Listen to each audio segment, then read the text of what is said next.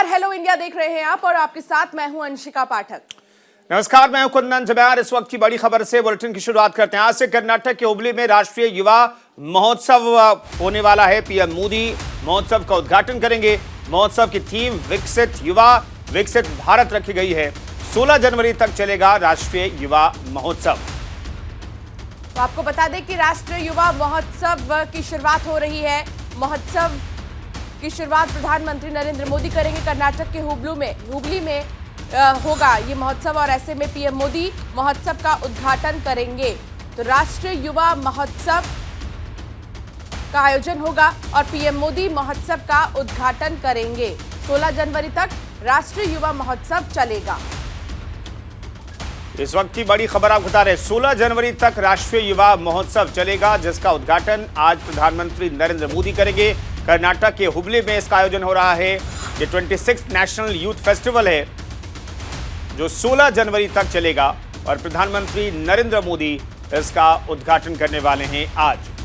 तो विकसित युवा विकसित भारत की थीम पर इस महोत्सव का आयोजन किया जाएगा। ये थीम रखा गया है इस महोत्सव का, विकसित युवा। और ये विकसित जिस तरीके से देखा जा रहा है देश को, तो इस थीम पर ही इस महोत्सव का आयोजन किया जाएगा। पीएम मोदी इस महोत्सव का उद्घाटन करेंगे और 16 जनवरी तक ये राष्ट्रीय युवा महोत्सव चलेगा। रुक करेंगे एक और बड़ी खबर की ओर। त्रिपुरा में बीजेपी की जन विश्वास यात्रा होगी। इसके साथ ही बता दें कि आज यात्रा में शामिल होंगे बीजेपी के अध्यक्ष जेपी नड्डा। त्रिपुरा में इस साल प्रस्तावित विधानसभा चुनाव है। चुनाव से पहले बीजेपी की जन विश्वास यात्रा होगी। गृह मंत्री अमित शाह ने यात्रा की शुरुआत की थी। अगरतला से ये जन विश्वास यात्रा शुरू हुई थी और बीजेपी अध्यक्ष जेपी नड्डा इस यात्रा में आज शामिल होने वाले हैं। त्रिपुरा में होने वाले विधानसभा चुनाव के मद्देनजर ये पूरी तैयारी की गई है। बीजेपी अध्यक्ष लोगों को जोड़ने के लिए वहां पर शामिल होंगे। इस यात्रा में आज यात्रा में शामिल होंगे बीजेपी अध्यक्ष जेपी नड्डा। इस यात्रा की शुरुआत की थी केंद्रीय गृह मंत्री अमित शाह ने और आज बीजेपी अध्यक्ष जेपी नड्डा इस यात्रा का हिस्सा बनने वाले हैं। बिल्कुल, तो ये यात्रा कई मायनों में खास है। चुनाव के मद्देनजर खासतौर पर आज यात्रा में शामिल होंगे जेपी नड्डा।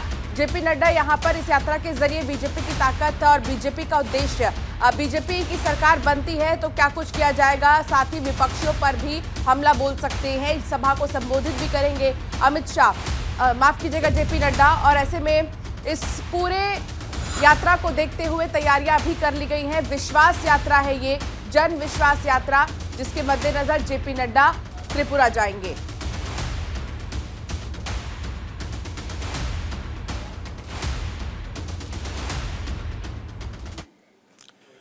और एक बड़ी खबर जोशीमठ से जुड़ी हुई। दरअसल सीएम पुष्कर सिंह धामी कल रात जोशीमठ में ही रुके थे। इस वक्त की बड़ी खबर आपको बता रहे हैं। सीएम धामी ने जोशीमठ के प्रभावित क्षेत्रों का जायजा लिया, प्रभावित परिवारों से मुलाकात की, राहत शिविर में प्रभावित लोगों से सीधी बातचीत की है उन्होंने और उनका दुख दर्द जानने की कोशिश की है। बिल्कुल, इसके साथ ही आपको बता दें कि विपदा की इस घड़ी में हम प्रभावितों के साथ खड़े हैं, ये भी कहा पुष्कर सिंह धामी ने। इससे पहले भी पुष्कर सिंह धामी कई बार जा चुके हैं उन घरों में जिनमें दरारें पड़ चुकी है। लगभग 600 से ज्यादा ऐसे घर हैं जिनमें दरार पड़ चुके हैं। कई बड़े बड़े होटल्स हैं जोशीमठ में, मलारी और माउंट व्यू होटल, ये दो बड़े होटल जिनमें पूरे तरीके से दरार पड़ चुके हैं और इसको देखते हुए ही इनको ध्वस्तीकरण का काम जो है वो शुरू हो गया है। लेकिन यहाँ के जो लोग हैं उनका ये कहना है कि जब तक हमें मुआवजा नहीं दिया जाएगा तब तक हम ध्वस्तीकरण की कार्रवाई को नहीं पूरी होने देंगे। लगातार ये बात आ रही है कि सारी बिल्डिंगों को ध्वस्तीकरण किया जा रहा है, तोड़ा जा रहा है। ऐसा कहीं भी नहीं है। जो 2 बिल्डिंगों के बारे में बात आई थी, 2 होटल्स के बारे में, उसी पर बात हुई है और वो भी सबकी जो सहमति बनेगी उसके आधार पर यहाँ का प्रशासन काम करेगा। और इसके साथ साथ जो राहत एवं पुनर्वास की बात है, मुआवजे की बात है, उसके लिए यहाँ पर कमेटी बना दी है। जल्दी वो सब सारे नाम उसमें सम्मिलित कर लिए हैं। जो लोग जिस वर्ग से आते हैं, सभी प्रमुख वर्गों के लोगों को, प्रमुख जो भी प्रतिनिधि हैं, उन सभी को उसमें सम्मिलित करके जो है आगे की कार्रवाई की जाएगी कि राहत और पुनर्वास ठीक तरीके से हो। ये हमारी प्राथमिकता है। और अभी अंतरिम राहत की घोषणा की है और जल्दी से जल्दी हम चाहेंगे कि सभी तक अंतरिम राहत पहुंच जाए। ये अंतिम राहत नहीं है, ये केवल अभी तात्कालिक रूप से है कि जिससे लोगों को फौरी रूप से मदद मिल पाए, तो उस पर हम लोग काम कर रहे हैं।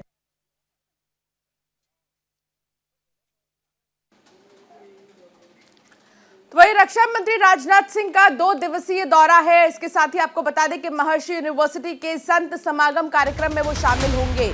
लखनऊ में महाराजा हरीश चंद्र जयंती के कार्यक्रम में भी वो सम्मिलित होंगे। कल इंटीग्रल यूनिवर्सिटी के दीक्षांत समारोह में भी रक्षा मंत्री शामिल होंगे। कल दोपहर 3:30 बजे तिलक नगर कॉलोनी में जाटव समाज के साथ आयोजित चाय कार्यक्रम में भी देश के रक्षा मंत्री और स्थानीय सांसद शिरकत करेंगे। तो 2 दिवसीय दौरे पर अपने संसदीय क्षेत्र लखनऊ पहुंच रहे हैं केंद्रीय रक्षा मंत्री राजनाथ सिंह, और उनके जो कार्यक्रम है उसके बारे में हम आपको बता रहे हैं। महर्षि यूनिवर्सिटी के दीक्षांत समारोह में भी शिरकत करेंगे। महाराजा हरिश्चंद्र जयंती के कार्यक्रम में भी वो सम्मिलित होंगे। और कल दोपहर 3:30 बजे तिलक नगर कॉलोनी में जाटव समाज के साथ चाय पर आयोजित कार्यक्रम में भी वो हिस्सा लेंगे। बिल्कुल, तो रक्षा मंत्री राजनाथ सिंह का 2 दिवसीय लखनऊ दौरा है और वो महर्षि विश्वविद्यालय के संत समागम प्रोग्राम में भी शामिल होंगे। रक्षा मंत्री राजनाथ सिंह यहां पर आएंगे और कई सारे कार्यक्रमों में शामिल होंगे। मुख्य अतिथि के तौर पर भी वो आएंगे। इंटीग्रल यूनिवर्सिटी के दीक्षांत समारोह में भी वो शामिल होंगे।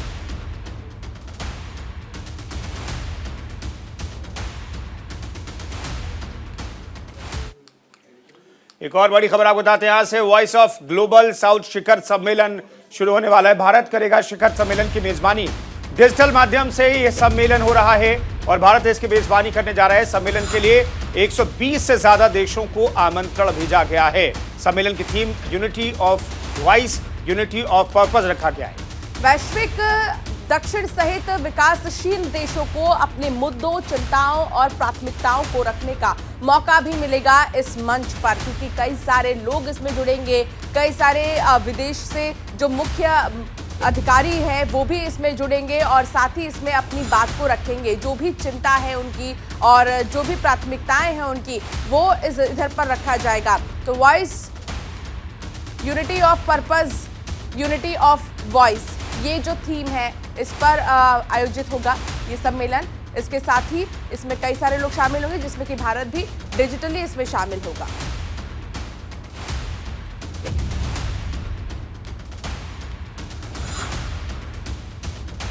तो भारत शिखर सम्मेलन की मेजबानी करेगा और ये बहुत बड़ा मौका है भारत के लिए।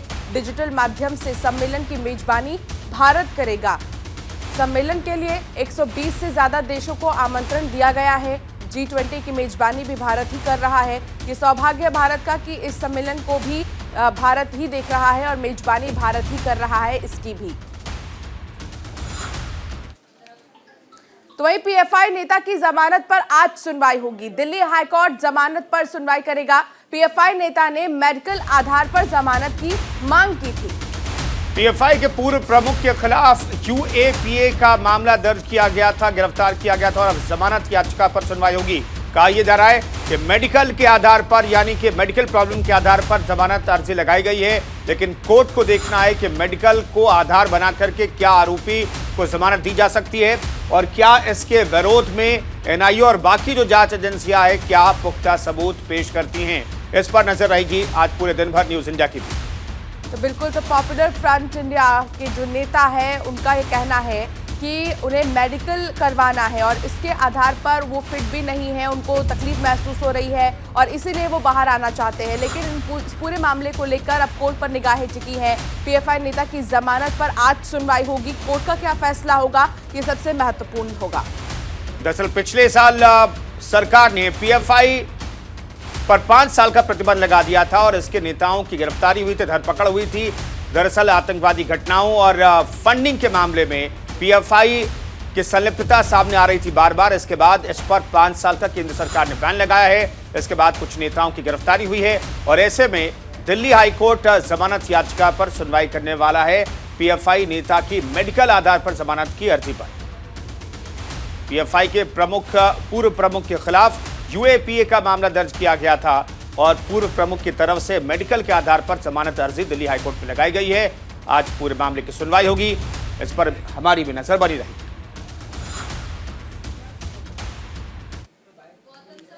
एक और बड़ी खबर आपको बताते हैं, समाजवादी पार्टी से जुड़ी हुई ये बड़ी खबर है। दरअसल सपा एमएलए इरफान सोलंकी की अग्रिम जमानत पर सुनवाई होगी। जमीन कब्जाने से जुड़े मामले में आज होगी सुनवाई। इरफान सोलंकी का भाई रिजवान भी मामले में आरोपी है। बिल्कुल, तो ऐसे में जाजमऊ थाने में रंगदारी और मारपीट के 2 मुकदमे दर्ज है, जिसको लेकर सुनवाई होनी है। तो इरफान सोलंकी को लेकर सुनवाई होगी। इरफान सोलंकी पर कई सारे मामले भी दर्ज है। हालांकि इस पूरे मामले में लगातार एक तरफ जांच भी हो रही है, लेकिन उसका भाई रिजवान भी इस मामले में आरोपी पाया गया है और अब इसको लेकर सुनवाई होनी है। इसकी जमानत पर, अग्रिम जमानत पर सुनवाई होनी है। तो आज देखना होगा कि आखिर क्या राहत मिलेगी कि नहीं। इरफान सोलंकी का भाई रिजवान भी क्योंकि इस पूरे मामले में आरोपी है, तो देखना होगा कि आखिर कोर्ट की तरफ से क्या फैसला लिया जाएगा। तो सपा एमएलए इरफान सोलंकी और उसके भाई आरोपी है। रंगदारी और मारपीट के मामले में आज सुनवाई होगी। कोर्ट में जमानत अर्जी लगाई गई है। जाजमऊ थाने में रिपोर्ट दर्ज कराई गई थी, जिसके आधार पर गिरफ्तारी हुई है। धमकी देने, रंगदारी और मारपीट के आरोपों में समाजवादी पार्टी के विधायक इरफान सोलंकी की गिरफ्तारी हुई है। उसका भाई भी इस पूरे मामले में आरोपी है और जेल में बंद है। उनकी गिरफ्तारी हुई थी नाटकीय ढंग से, वो फरार बताए गए, फिर उनकी गिरफ्तारी हुई और अब जमानत अर्जी पर सुनवाई होने वाली है। लेकिन क्या जो बचाव पक्ष है दलीलें क्या रखता है, अभियोजन पक्ष जो है उनके तरफ से क्या दलीलें रखी जाती है, ये देखना बेहद जरूरी है।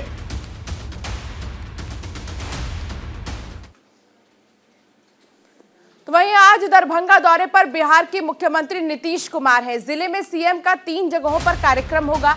वाटर सोलर प्लांट का वो निरीक्षण करेंगे। तो दरभंगा में तारामंडल का भी उद्घाटन करेंगे मुख्यमंत्री। हाया घाट प्रखंड क्षेत्र के एपीएम थाना क्षेत्र में सीएम का ये तीसरा कार्यक्रम है। इस वक्त की बड़ी खबर आपको बता रहे, दरभंगा दौरे पर बिहार के मुख्यमंत्री नीतीश कुमार आज रहने वाले हैं। जिला में सीएम के 3 जगहों पर कार्यक्रम है और तारामंडल का भी इस दौरान उद्घाटन करेंगे। हाया घाट प्रखंड क्षेत्र के एपीएम थाना क्षेत्र में सीएम का तीसरा और आखिरी कार्यक्रम होगा। वाटर सोलर प्लांट का भी निरीक्षण करेंगे मुख्यमंत्री नीतीश कुमार। दरभंगा में तारामंडल का भी वो उद्घाटन करेंगे। तो 3 दिवसीय दौरा है। दरभंगा दौरे पर रहेंगे सीएम नीतीश कुमार। यहाँ पर अलग अलग जगहों पर जाएंगे। जिले में सीएम 3 जगहों पर कार्यक्रम जो होने हैं उनमें भी शामिल होंगे। तो 3 कार्यक्रम में शामिल होंगे सीएम नीतीश कुमार। वहां के लोगों से बातचीत भी करेंगे। दरभंगा दौरे पर रहेंगे नीतीश कुमार।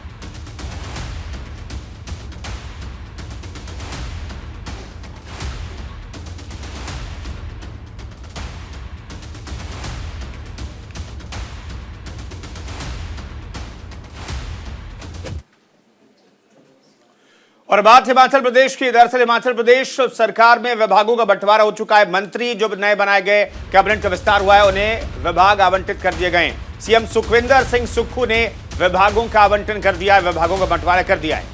बिल्कुल, तो आपको बता दें कि सीएम सुक्खू के पास गृह, वित्त, योजना और कार्मिक विभाग है। डिप्टी सीएम मुकेश अग्निहोत्री के पास जल शक्ति परिवहन विभाग है। इसके साथ ही आपको बता दें कि हाल ही में कई सारे मंत्रियों ने शपथ ली थी, जिसमें कि वीरभद्र सिंह के पुत्र विक्रमादित्य सिंह ने भी शपथ ली है और ऐसे में उन्हें भी एक मुख्य विभाग दिया गया है। लेकिन सबसे बड़ी बात यह है कि सवाल यही था कि आखिर सरकार तो बन गई है, लेकिन विभागों का बंटवारा अब कब होगा शपथ के बाद, वो भी अब पूरा हो चुका है।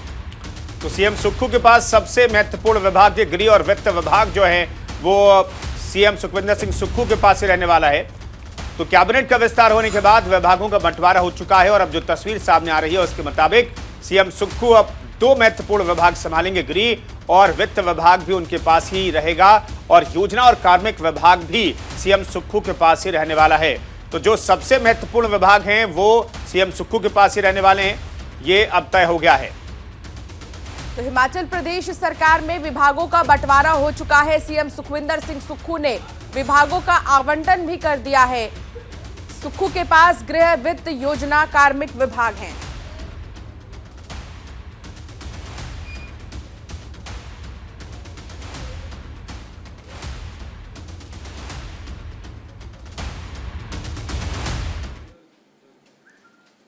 तो वही साध्वी निरंजना ज्योति का वाराणसी दौरा है। अंतरा गंगा विलास क्रूज कार्यक्रम में वो शामिल होंगी। काशी विश्वनाथ कॉरिडोर में आयोजित हो रहा है ये कार्यक्रम, जिसमें शामिल होंगी साध्वी निरंजना ज्योति।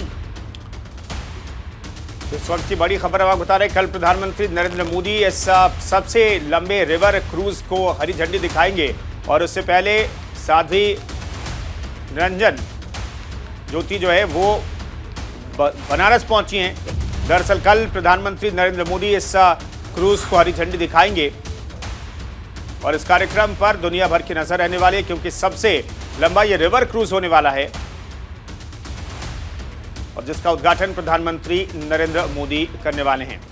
तो सबसे लंबा जलमार्ग 3000 किलोमीटर से भी ज्यादा, जिसमें कि जो क्रूज है उसमें कई सारे लोग सवार होकर इस सफर को तय करेंगे और इसी को देखने यहाँ पर पहुंचने साध्वी निरंजन ज्योति आ रही हैं और वाराणसी का उनका ये दौरा बेहद खास माना जा रहा है। प्रधानमंत्री नरेंद्र मोदी का संसदीय क्षेत्र वाराणसी, जिसमें कई सारे विकास के कार्य हो रहे हैं और उसमें अब ये क्रूज भी जुड़ चुका है और ये लंबा जलमार्ग भी जुड़ चुका है। इस क्रूज के जरिए सफर तय कर सकेंगे लोग और कई सारी चीजें देख सकेंगे।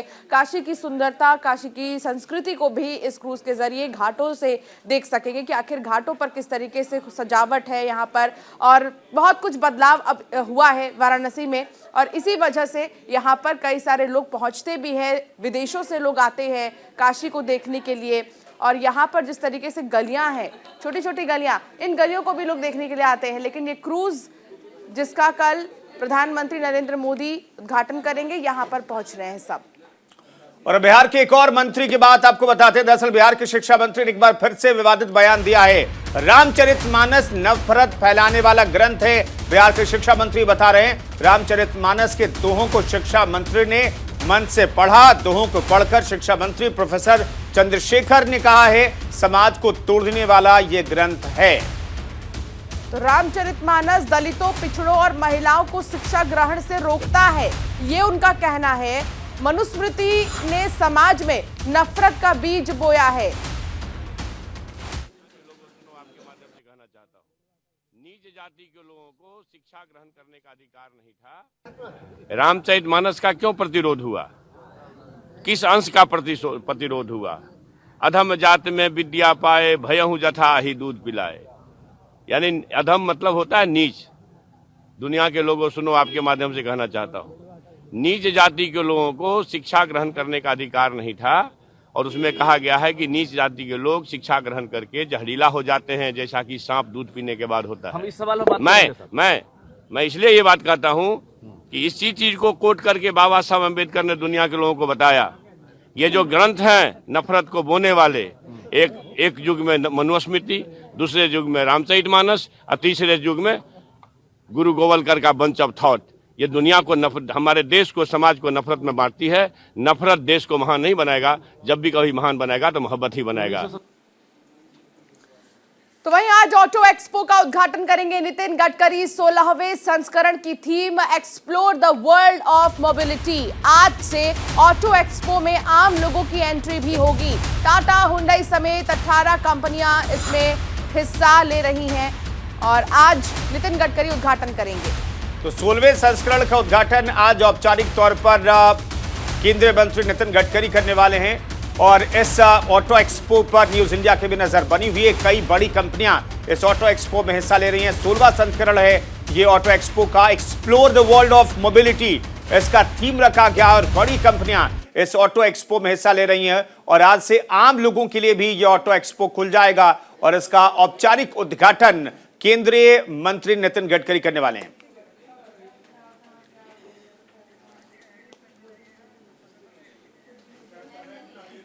तो 13 जनवरी से आम लोगों के लिए ये खुल जाएगा और 18 जनवरी तक लोग यहां पर जा सकेंगे। जितने भी लोग गाड़ियों के शौकीन हैं वो यहां जा सकते हैं। 13 जनवरी से 18 जनवरी तक ये ऑटो एक्सपो लगा रहेगा। फिलहाल हेलो इंडिया में इतना ही, रुकेंगे एक छोटे से ब्रेक के लिए। आप बने रहिए न्यूज इंडिया के साथ।